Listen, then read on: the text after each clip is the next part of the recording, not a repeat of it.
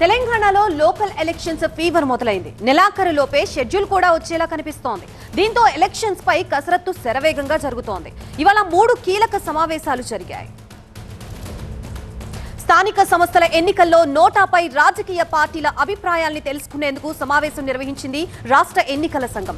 అయితే నోటాపై పార్టీల నుంచి భిన్నాభిప్రాయాలు వ్యక్తమయ్యాయి. నోటాని అభ్యర్థిగా పరిగణించడాన్ని కాంగ్రెస్ వ్యతిరేకించింది. ఏకగ్రీవమైన చోట ఎన్నిక నిర్వహించడం ఖర్చుతో కూడిన అంశమని అభిప్రాయపడింది.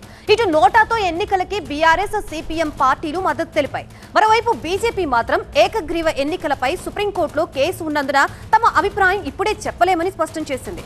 తమ అభిప్రాయాన్ని 2 రోజుల్లో వెల్లడిస్తామని జనసేన, తెలుగుదేశం పార్టీలు తెలిపాయి. ఇటు మంత్రులు, అధికారులతో సమీక్ష నిర్వహించారు సీఎం రేవంత్ రెడ్డి. మంత్రులు బట్టి, ఉత్తమ్, సీతక్క, పొన్నం హాజరైన ఈ భేటీలో రిజర్వేషన్ల కేటాయింపులపై చర్చించారు. ఇంటర్ 10th పరీక్షల నేపథ్యంలో ఎన్నికల్లో ఎలా ముందుకు వెళ్లాలన్న అంశంపై మాట్లాడారు. ఓఎస్ఎస్ ఫర్టిలిటీలో సైన్స్ ఇంకా ఓఎస్ఎస్ హెల్ప్ తో ఎందరి కలలు నిజమయ్యాయి. In the good hands of science. Mummy daddy అవ్వాలంటే ఓఎస్ఎస్ కి కాల్ చేయండి. ఎన్నికల షెడ్యూల్, నోటిఫికేషన్ తేదీల నిర్ణయంపై చర్చించినట్లు తెలుస్తోంది.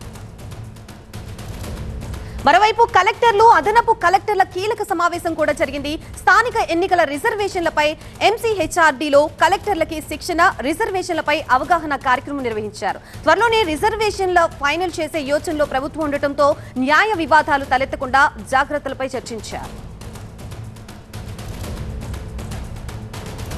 తెలంగాణ లోకల్ ఎలక్షన్స్ పై ఎటువంటి కసరత్తు జరుగుతుందనే అంశానికి సంబంధించి మనకి పూర్తి సమాచారం అందించడానికి మా ప్రతినిధి ప్రభాకర్ సిద్ధంగా ఉన్నారు. ప్రభాకర్,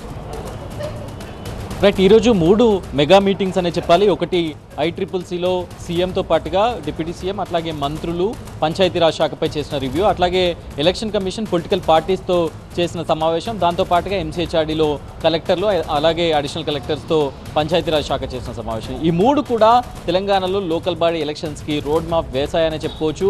మరికొద్దిసేపట్లోనే తెలంగాణ డిప్యూటీ సీఎం బట్టి విక్రమార్కతో పాటుగా మంత్రులు పొన్నం, అట్లాగే ఉత్తమ్ కుమార్ రెడ్డి, సీతక్క వీరు మీడియాతో మాట్లాడబోతున్నారు. తెలంగాణలో స్థానిక సంస్థల ఎన్నికలకు సంబంధించి ఏ విధంగా ముందుకు పోబోతున్నాం, బుసాని కమిషన్ ఇచ్చిన రిపోర్ట్, డెడికేషన్ కమిషన్ ఇచ్చిన రిపోర్ట్ని ఎప్పుడు కోర్టుకు సబ్మిట్ చేయబోతున్నారు, దాంట్లో ఏ విధమైన రిజర్వేషన్ ప్రతిపాదించారు, రిజర్వేషన్లకు సంబంధించి ఎట్లాంటి కంక్లూజన్ వచ్చింది, ఇవన్నింటినీ కూడా కొద్దిసేపట్లోనే ప్రెస్ బ్రీఫింగ్లో డిప్యూటీ సీఎం వివరించున్నారు. దీనికి సంబంధించి ప్రభుత్వం ఒక క్లారిటీకి అయితే వచ్చినట్టుగా తెలుస్తుంది. ఈ నెలాఖరులో నోటిఫికేషన్ ఇవ్వడానికైతే పూర్తి స్థాయిలో రంగం సిద్ధమైనట్టుగానే తెలుస్తుంది. ఈ నెలాఖరులో నోటిఫికేషన్ ఇచ్చి నెక్స్ట్ మంత్లో ఫస్ట్ వీక్ ఆర్ సెకండ్ వీక్లో 2 ఫేజులలో ఎలక్షన్స్ని కంప్లీట్ చేయాలి, పోలింగ్ని కంప్లీట్ చేయాలి అనేది అయితే పూర్తి స్థాయిలో ప్రభుత్వం ఒక నిర్ణయం తీసుకున్నట్టుగా తెలుస్తుంది. దాంతోపాటుగా ఒక కన్ఫ్యూజన్ అయితే రన్ అయింది.